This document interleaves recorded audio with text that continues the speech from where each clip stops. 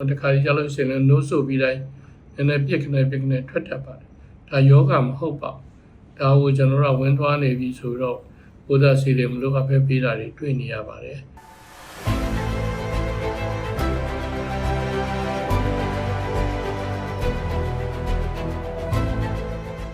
အားလုံးပဲမင်္ဂလာပါဒီနေ့ကျွန်တော်တို့ဒီမွေးကင်းစကလေးပေါ့လေမွေးကင်းစကလေးဆိုတာပထမတက်လာပါဒီဟာကိုမွေးကင်းစလို့ခေါ်ပါတယ်အဲဒီမွေးကင်းစကလေးတွေမှာရှိတတ်တဲ့နော်စီးတွေဝမ်းတွေသွားတဲ့နော်အကြောင်းနောက်လန့်တတ်တဲ့အကြောင်းလေးတွေကျွန်တော်ပြောချင်ပါတယ်နော်အဲ့တော့မွေးကင်းစကလေးတွေမှာဆိုလို့ရှိရင်မှာစီးသွားတာဆိုရင်ပထမ24နာရီလုံးဝမသွားပဲဖြစ်နိုင်ပါတယ်နော်ဘာလို့ဆိုလို့ရှိရင်မွေးကစားမှာအမေတို့ကလည်းကောင်းကောင်းထွက်သေးဘူးနှိုးရည်ကြီးထွက်တယ်ပေါ့နော်နှိုးရည်ကြီးကအများကြီးရေးကြီးပါတယ်ကလေးရဲ့ကိုယ်ကကိုပြီးတဲ့ပစ္စည်းတွေပါတဲ့အတွက်နှိုးရည်ကြီးတိုက်ဖို့ရည်ကြီးတယ်နှိုးရည်ကြီးကိုကလေးကဆိုးမှလည်းနှိုးကထပ်ထွက်လာမှာဖြစ်ပါတယ်အဲ့တော့ပထမဒီ24နာရီမှာတော့ဒီဝင်လာနေတဲ့အတွက်ကြောင့်ထွက်တာလည်းနေတယ်ပေါ့နော်ရှူမပေါက်ပဲဖြစ်နိုင်ပါတယ်48နာရီတည်းမပေါက်ဘူးဆိုလို့ရှိရင်တော့ကျွန်တော်တို့ကဒါကိုအရေးကြီးတဲ့ချက်လို့ယူဆပါတယ်သက်ဆိုင်ရာကျန်းမာရေးဝန်ထမ်းကိုကျွန်တော်ပြဖို့လိုပါတယ်ဝင်းနဲ့ပတ်သက်လို့ဆိုလို့ရှိရင်မွေးကင်းစားတွေကလေးတွေမှာဆိုရင်ပထမ24နာရီအတွင်းမှာငယ်ကြီးပါတဲ့ပါတယ်ဟုတ်ပါလဲပါကျွန်တော်တို့အနေနဲ့လည်းဒီမွေးကင်းစားကလေးမှာစုပ်ပေါက်ပါလားမပါဘူးလားဆိုတာလည်းဝေးတဲ့ကလေးတိုင်းမှာစစ်ဆေးရပါတယ်သက်ဆိုင်ရာတာဝန်ရှိတဲ့ကျန်းမာရေးဝန်ထမ်းစစ်ကိုဆေးရမယ့်အရာပါမွေးကင်းစားကလေးတွေနော်ဝင်းမဲတွေတွားရမယ်နော်မဲနဲ့နေတဲ့ဝင်းတွေတွားပါတယ်ဒါကိုကျွန်တော်တို့ကငယ်ကြီးလို့ခေါ်ပါတယ်အဲ့နောက်ပိုင်းကျလို့ရှိရင်တော့တဖြည်းဖြည်းနဲ့သူက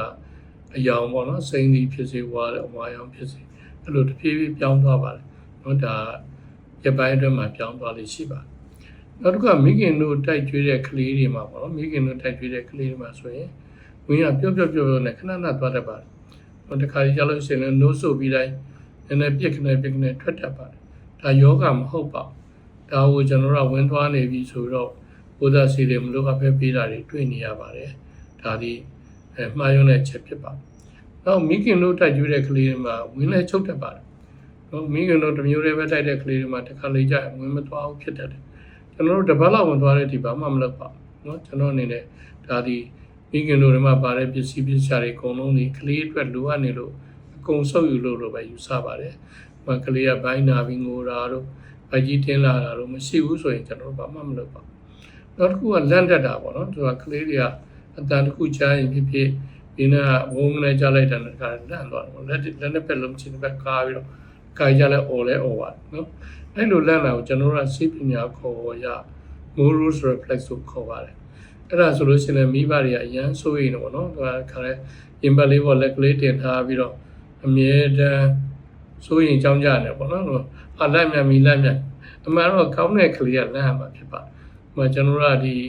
ယောဂတစ်ခုဖြစ်နေတယ်ယောဂဘုံဝင်တယ်သို့မဟုတ်အသားဝပြင်းပြင်းထန်ထန်ဖြစ်တယ်